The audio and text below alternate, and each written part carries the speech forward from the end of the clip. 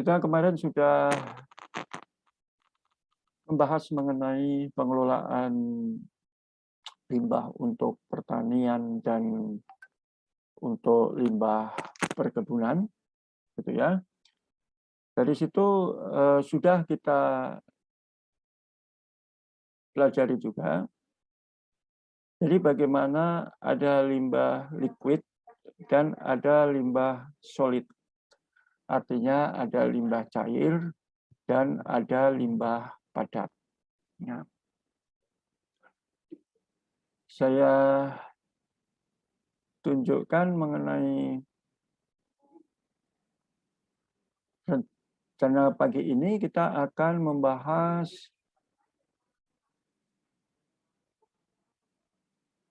mengenai solid and liquid waste. Jadi limbah padat dan limbah cair. Dalam hal ini limbah padat, ya, di limbah padat kemarin sudah kita bahas mengenai adanya bahan-bahan yang terproses tanpa adanya lewat perendaman atau tidak membutuhkan bakteri yang anaerob. Semua bakterinya adalah aerob. Nah, sehingga di dalam pengelolaan limbah padat, yaitu ranting, dahan, daun, kalau itu hanya di dekomposit, dia akan menjadi kompos. Atau kalau dia mempunyai fungsi lain, akan timbul di dalam mulsing atau mulsa. Sing atau mulsa. Kalau itu prosesnya berbeda, kemarin sudah kita bahas juga, artinya tetap limbah padat, tetapi diletakkan dalam suatu bejana yang prosesnya minimize oksigen, kemudian lewat satu proses burning atau pembakaran, itu nanti menjadi karbon hayati yang sekarang dikenal dengan biochar. Jadi biochar itu, bio itu organisme yang bersifat hayati, kemudian char itu adalah ke arah karbon. Jadi karbon hayati, istilahnya karbon hayati. Nah, ini untuk yang limbah padat.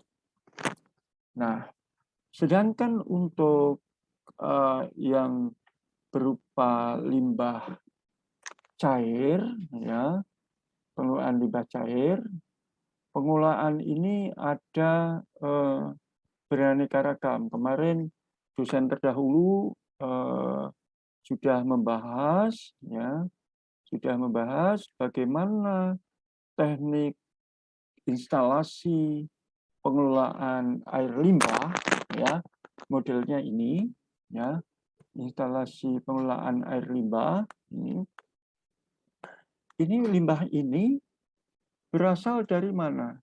Dari satu industri, dari satu pabrikan, ya, apapun, yang kemudian ditampung dalam suatu kawasan. Karena apa? Karena banyak sekarang orang tidak mempunyai pengolahan limbah yang baik, maka langsung dibuang di dalam satu saluran, baik itu saluran irigasi langsung, atau itu dapat dibuang ke laut, atau itu dapat dihamparkan, ya, dapat dihamparkan di dalam tanah kosong.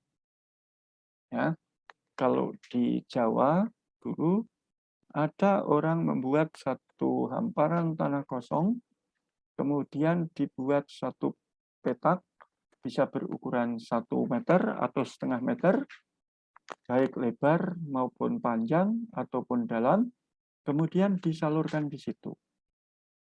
Gitu. Nah, ketiga konsep itu adalah akan melanggar undang-undang dalam AMDAL, ya, dalam AMDAL. Untuk itu, diwajibkan dalam suatu industri atau perusahaan akan mengolah suatu limbahnya. Ya. Gambar ini merupakan foto yang saya ambil sendiri. Ya, saya ambil sendiri. Itu saya ambil di instalasi pengolahan air limbah IPAL untuk rumah tangga. Ya, IPAL untuk rumah tangga untuk kabupaten. Kalau di Yogyakarta, ya kebetulan di UPN Veteran ini berada di Yogyakarta, ya, UPN Veteran Yogyakarta, di UPN Yogyakarta itu kawasannya kalau di daerah utara ada Merapi, kemudian Merapi itu Kabupaten Sleman, kemudian dia akan memotong untuk Kodia, ya, untuk kota, ya, DI, ya, Kota Madya, untuk Kota Madya Yogyakarta. Kemudian paling selatan itu Kabupaten Bantul. Ya, dia menampung 3 kabupaten. Kenapa menampung 3 kabupaten? Karena soil catena atau catena tanah atau landformnya itu gradasinya Bantul terletak paling bawah. Sehingga pengolahan limbah itu di daerah yang paling bawah. Pengolahan limbah di paling bawah. Nah, kemudian akan terkumpul ini sehingga mengurangi pencemaran air untuk irigasi dan mencemari pengurangan air untuk beach, laut. Karena Bantul untuk Yogyakarta bagian paling selatan itu adalah kawasan wisata pantai. Dan yang dari daerah Yogyakarta dan sekitarnya sudah familiar kata-kata itu. Kemudian yang daerah non-Yogyakarta, baik itu Sulawesi, Kalimantan, Sumatera, atau Jawa Barat yang belum pernah ke Yogyakarta, itu wilayah paling selatan Yogyakarta adalah pantai sehingga nanti tidak timbul suatu pencemaran. Maka ini dilakukan suatu pengolahan. Pengolahannya sebenarnya sederhana. Dia lakukan suatu yang terbuka, kemudian dia dikasih suatu aerator, ya. Ini aerator supaya bakteri itu bisa bekerja dengan baik. Bakteri pengurai dapat bekerja dengan baik. Begitu bakteri pengurai bisa dengan baik, maka analisa lingkungan mengenai COD, bakteri-bakteri yang bahaya, BOD, kemudian dianalisa, kemudian kalau ini sudah syarat, maka air itu bisa dipakai untuk air pertanian, gitu. Jadi air ini bisa lagi dibuang di sungai dengan catatan air ini sudah tidak membahayakan bagi lingkungan. Itu yang air. Itu yang pengelolaan untuk air. Maka untuk daerah-daerah tertentu, saya rasa itu sama. Kasusnya adalah sama. Ya, daerah-daerah tertentu kasusnya akan sama. Nah, kemudian tadi sudah saya ulas sedikit mengenai bentuk limbah padat, ya, limbah padat itu ada yang berbentuk satu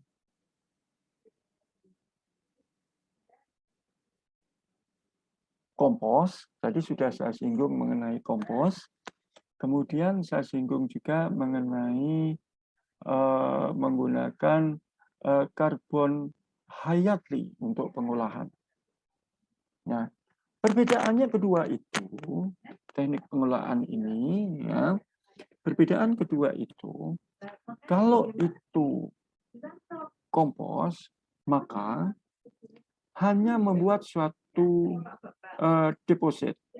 Deposit itu merupakan suatu penumpukan, hanya ditumpuk. Kalau itu semua ditumpuk, maka bakteri tetap bekerja. Bakteri aerob bekerja, bakteri anaerob juga bekerja kalau itu ditutup.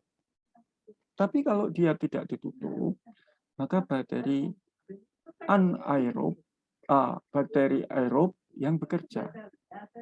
Ya, kalau ditutup bisa anaerob yang bekerja. Prinsipnya adalah dia mengalami suatu gradasi pengurangan. Supaya apa? Supaya terjadi peruraian, ya, dekomposisi, peruraian atau dekomposisi. Ya, kalau itu mengalami peruraian atau dekomposisi, maka karbon yang dihasilkan itu adalah bisa karbon yang stabil dan bisa karbon yang tidak stabil. Namun demikian, kalau bahan limbah padat diproses dengan tersendiri, dengan suatu bejana, yang kemarin videonya sudah kamu lihat di YouTube, ya, hasil temuan saya alatnya 4 tahun yang lalu, yang pembuatan biochar dapat dibuat dengan beraneka ragam. Ya. Ada yang terbuka, ada yang tertutup, ada sistemnya beda, satu dengan yang lain, itu dapat kamu cari di internet. Kemarin buka juga punya saya yang secara pembuatan biochar dengan model selongsong putar. Tapi prinsipnya sama. Kalau itu sudah jadi bahan yang berkualitas, ya, menjadi biochar, maka harapannya adalah karbonnya adalah stabil. Ya, karbonnya stabil. Kemudian yang kedua, bagaimana tentang unsur hara? Nah, di kompos itu unsur haranya lebih komplit. Unsur haranya lebih komplit. Ada nitrogen, ada fosfor, ada kalium. Nutrisi-nutrisi yang dipakai untuk tanaman itu dia akan lebih komplit. Karena apa? Karena dia prosesnya secara alami, bakterinya yang mengurai. Itu.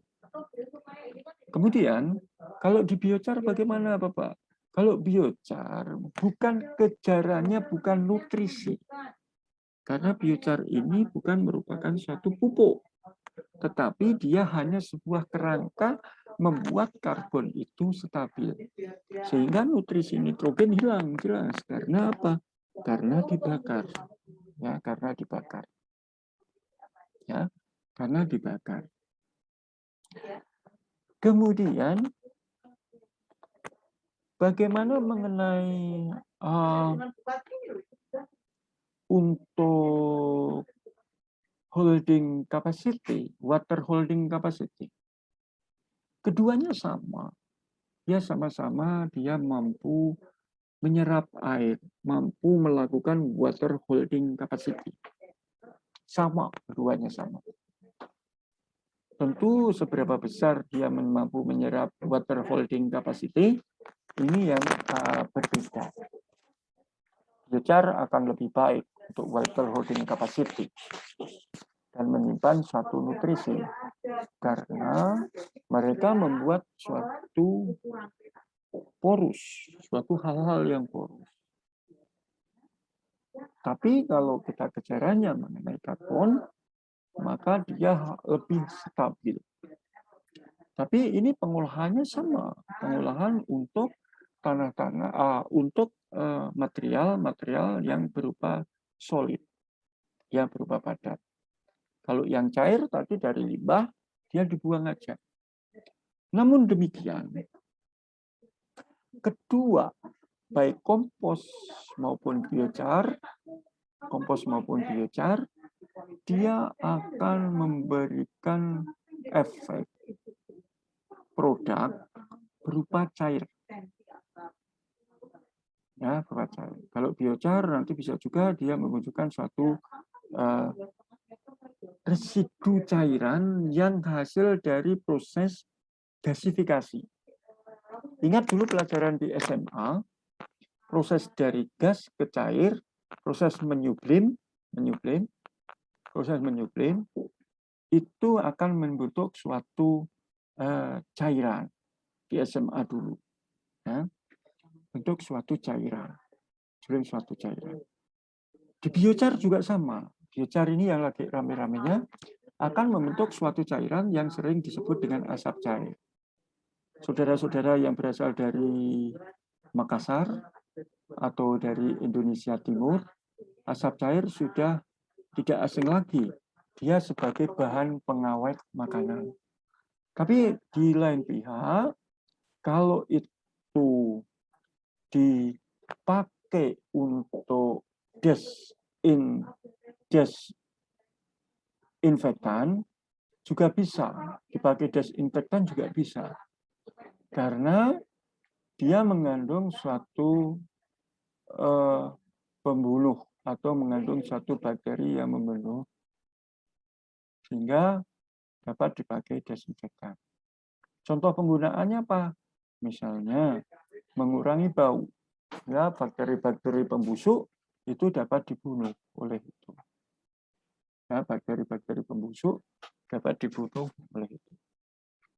Sehingga kalau dia dipakai di dalam desinfektan juga bisa dipakai untuk bahan pengawet makanan yang saudara daerahnya di pantai, yang di Makassar atau di mana tuh Ujung Pandang atau Manado, dia untuk pengawet ikan. Bisa, itu keunggulan asap cair. Nah, bagaimana kalau digunakan untuk pertanian, untuk amelioran? Bisa, ya. Digunakan untuk amelioran bisa, sangat bagus, ya. Digunakan untuk amelioran, maka sangat bagus, ya. Yang paling baik yang mana? Kedua-duanya baik. Hanya saja kalau yang kompos dia mengandung unsur hara, kalau yang biochar dia hanya untuk kerangka. Jangan anggap biochar lebih buruk, karena begitu nanti kompos ditambahi dengan pupuk, aplikasi dengan nutrisi, maka ini bisa hilang, licin, terlindung. Namun demikian, kalau itu ada satu bahan biochar, seberapapun pupuk, nutrisi yang ditambahkan di dalam tanah, maka akan dihentikan sementara. Akan dihentikan sementara. Ya. Akan dihentikan sementara. Nah, pada saat dihentikan sementara ini, maka akar tanaman bisa menangkap. Ya. Akar tanaman bisa menangkap. Jadi kedua limbah ini sangat berbeda untuk limbah padat. Jadi yang liquid, ya, kalau kita bahas tadi yang liquid, ya, beberapa karakteristik untuk gas liquid tadi ada mengandung secara kimiawi polutan, kemudian polutan secara fisik yang tadi dibuang untuk di aliran permukaan atau dibuang kemudian in the sea, ya, di dalam laut, in the sea, ya, ini akan mempengaruhi suatu polusi daripada baik itu air maupun kondisi tanah yang ada di sekitar. Nah, lalu biasanya pakai indikator apa? Indikator yang dipakai itu adalah enceng godok. Enceng godok. Tahu ya tanaman enceng godok? Enceng godok itu semacam tanaman yang hidup pada daerah-daerah yang wet, ya, wet kondisi, ya, daerah yang wet kondisi atau daerah-daerah yang tergenang air, atau daerah-daerah yang suka air, biasanya ada di kolam atau di padi, gitu ya, yang dia tidak punya kambium, dia hanya punya jaringan merisem, ya, atau jaringan gabus, jaringan gabus, dia punya jaringan gabus, Kemudian untuk dia mengambil oksigen dari bawah dan menyimpan nutrisi dari situ. Nah, ini sebenarnya dia sebagai salah satu indikator apakah itu air kita itu terkontaminasi di limbah liquid itu terkontaminasi dengan logam atau tidak. Kalau itu terkontaminasi dengan logam, maka enceng gondok itu atau genjer ya kalau di Jawa namanya genjer juga ada. Kalau genjer itu bedanya tidak ada di tangkainya tidak ada satu batang yang menggelembung, tapi dia lurus terus kemudian ada dengan daun. Nah, kalau itu tanah airnya mengandung suatu tercemar dengan logam berat, maka tanaman itu akan nampak hijau. Ya, jangan salah persepsi bahwa tanaman yang hijau untuk enceng gondok atau genjer atau sejenisnya, kamu membuat satu hipotesa bahwa itu kaya akan nitrogen. Jadi bukan. Ya, kadang kita salah satu persepsi, enceng gondok bagus, wah ini nitrogennya banyak. Nah, sebenarnya itu adalah tanah yang sedang tercemar oleh logam berat. Ya, gitu. Nah, sehingga apa?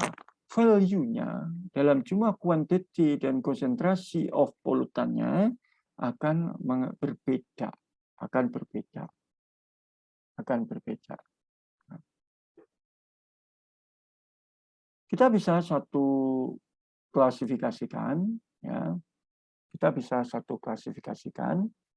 Kalau begitu pengolahan limbah ini baik yang tadi liquid maupun yang solid, ya, artinya baik yang cair maupun yang padat, itu perlu adanya recycle. Jadi diulah kembali supaya apa? Supaya air dapat digunakan. Ini yang dari Universitas Udayana, yang dari Udayana itu di Bali atau di Udayana atau di sekitarnya lah, di sekitar Denpasar, ya, Universitas sekitar Denpasar. Kalau saudara berasal dari sana, ada juga satu recycle liquid waste. Tepatnya ada di Dusun Biung-Biu. Dusun Biung-Biu, kalau tidak salah Kabupaten mana itu ya, Biung-Biu, Singaraja atau Buleleng, saya nggak begitu hafal, agak utara. Itu ada recycle waste liquid itu dari kotoran manusia. Jadi dia sudah tidak pasang itu WC, ya, tapi langsung dibuat satu petak-petak gitu ya, langsung dibuat petak-petak di daerah situ untuk mengolah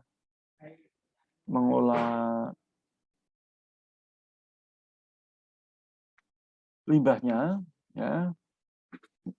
Itu yang punya Pak Dr. Wididanya. Jadi anggap saja ini limbahnya ya, ini orang gitu ya, misalnya ini orang. Nah ini kemudian dimasukkan, udahlah orangnya gini aja ya, bisa digambarkan ya, bisa saudara bisa ilustrasikan ya. Dibuat satu petak, dia langsung kotak pertama, kemudian kotak kedua, kemudian kotak ketiga, dan masuk kotak keempat. Nah, ini kemudian airnya langsung disalurkan. Dia langsung disalurkan. Dikasih ada penghubung. Ini penghubung saluran, ya. Penghubung saluran. Nah, ini kotorannya masih utuh. Kemudian masuk sini sudah agak jernih ini airnya. Dan kemudian yang ketiga, ini. Kemudian yang keempat ini sudah dianalisa COD-nya, sudah dianalisa COD, sudah dianalisa BOD, kemudian sudah dianalisa bakterinya, ya, E. coli-nya, ya, E. coli dan lain sebagainya. Akhirnya rendah semua. Di sini sudah low. Artinya kalau sudah low apa? Sudah syarat untuk konsumsi di desa Byungpyu. Jadi teman-teman yang ada di itu, saudara-saudara yang ada di Denpasar nanti tengoklah. Kalau bahasa kerennya itu di pusat pelatihannya Pak Oles, Pak Dr. Gede Wididana. Itu pengolahan limbah ini sudah dilakukan ini. Saya sudah ke sana, saya sudah berada di Simbu ke sana dan sudah pelajari sistemnya. Dan ini bisa untuk konsumsi drain, ya. Karena tentornya langsung minum air itu, Tapi saya nggak mau, gitu kan? Saya nggak mau, walaupun itu sehat, tapi saya belum tega rasanya karena saya tahu prosesnya ini, Ya. Jadi prosesnya sudah baik, sudah betul, sudah dan ininya sudah rendah dan kalau mau minum nggak sakit perut, gitu ya, karena E. coli-nya sudah rendah, dan itu sebenarnya sudah bisa dimanfaatkan. Itu teknik pengolahan salah satu pengolahan limbah, ya, salah satu teknik untuk pengolahan limbah untuk limbah yang cair. Nah, sehingga kita akan menghasilkan dalam recycle itu akan menghasilkan bagaimana di kotak-kotak pertama untuk primary recycle, secondary recycle, kemudian bagaimana storage-nya dan sebagainya yang lain. Kemudian kalau yang dumping itu yang sudah tadi kita bahas, apakah itu di river, apakah itu di sea, laut, apakah itu land, atau underground. Underground itu bisa di bawah tanah dengan membuat suatu peta-peta atau saluran-saluran yang ada di dalam tanah. Artinya kalau kita di dalam tanah, kemudian di land, itu akhirnya dia proses secara alami. Namun demikian yang dikhawatirkan jika terjadi suatu intrusi, jadi pergerakan air dari satu tempat ke tempat lain, karena tanah itu adalah suatu media yang porus. Ya, tanah itu media yang porus. Kalau itu limbahnya membawa polutan yang berbahaya, maka dampaknya ini bisa mengenai air sumur. Sehingga konstruksi developer, konstruksi orang engineer dalam membuat suatu perumahan, kalau saudara tinggal di perumahan itu yang ditanyakan adalah bagaimana sistem pembuangannya di mana, posisinya untuk sumber air sumur di mana nanti. Jangan sampai ini dekat dan jangan sampai tadi yang saya ceritakan antara Sleman, Kodia, Bantul terjadi satu deret yang miring, nah itu tinjanya di atas, kemudian sumurmu di bawah dengan jarak yang sangat dekat. Itu E. coli-nya nanti bisa besar dan itu bisa menjadi tidak sehat. Makanya recycle of liquid waste, ya, itu memberikan suatu material-material pokok, ya, untuk bagaimana memproses, bagaimana membuat hasil akhir. Ini harus menjadi suatu hal yang berkesinambungan dan bersifat penting. Jangan sampai hal-hal yang membahayakan ada di situ, gitu ya. Nah, kemudian di dalam polutan physical nature, ya, kondisi alam, Rasa ini tadi sudah kita bahas di awal, bagaimana satu solid dan bagaimana satu liquid. Kalau yang gas tadi hasil akhir. Jadi satu proses akan menghasilkan suatu gas. Ya, apakah gas karbon, apakah gas metana atau H2S. Yang berbau biasanya gas H2S, ya H2S. Selama gasnya masih tinggi, berarti prosesnya itu masih belum sempurna. Ya. Berbeda tadi kalau biochar, teknik pengolahan limbah solid yang dengan sistem biochar, maka gasnya, efek daripada gas akan ditampung, dilewatkan satu proses pendingin, ya, dilewatkan suatu proses pendingin, ya, dilewatkan satu proses pendingin, sehingga secara skema, ya, secara skema dapat saya gambarkan. Kalau ini bak untuk burning, ya, karena ini tertutup bak untuk burning. Jadi di sini material-material, di sini material semua ini, material-material, kemudian dimasukkan suatu inputnya dibakar, maka di sini akan disalurkan gas. Ini tempat penyaluran gas. Nah, gasnya diambil, ya, kemudian dilewatkan dalam suatu pendingin. Ini dilewatkan suatu pendingin.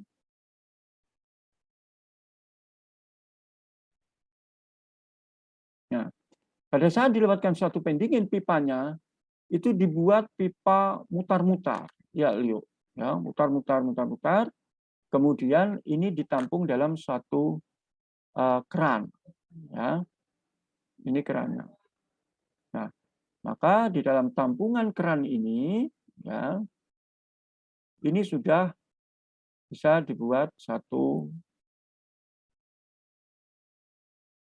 cairan yang saya ceritakan tadi adalah hasil daripada proses gasifikasi. Nah, yang sudah kita bahas, dan ini bersifat cair. Oke, ini bersifat cair. Oke. Itu kira-kira secara garis besar, ya, secara garis besar adanya proses pengolahan satu limbah, baik itu liquid maupun yang bersifat solid. Nah, ini maka prosesnya tadi ada yang bersifat non-aqueous, ada yang bersifat aqueous, ada yang bersifat dikelola dengan air tadi yang di depan, ada yang bersifat dikelola tidak dengan air, ya. Ada yang tidak dikelola air, ada yang dikelola dengan air. Lalu kalau yang dikelola tidak dengan air pun secara non-aqueous itu tetap menghasilkan efek, tadi adalah efek air, juga ada efek air yang kalau di pengolahan biochar itu akan menghasilkan satu asap cair. Nah, lalu bedanya apa aqueous dengan non-aqueous? Ya, ini kalau yang non-aqueous tentunya dia akan bisa menghasilkan as atau abu. Tapi yang aqueous tidak menghasilkan abu. Hanya saja dia harus dicerah bagaimana oksigen demand, kebutuhan oksigennya, ya. Bagaimana kebutuhan oksigennya itu harus diamati. Kemudian reaksi di prosesnya harus juga diamati. Tetapi kalau yang non aqueous pH-nya tidak perlu karena itu bersifat solid, ya. Nah, itu kira-kira tambahan kuliah hari ini. Mungkin untuk waktu, ya, untuk diskusi selanjutnya itu kita lakukan satu diskusi gitu, ya. Ini yang Indonesia Timur kayaknya sudah jam 12 ya sudah mulai Jumatan gitu ya.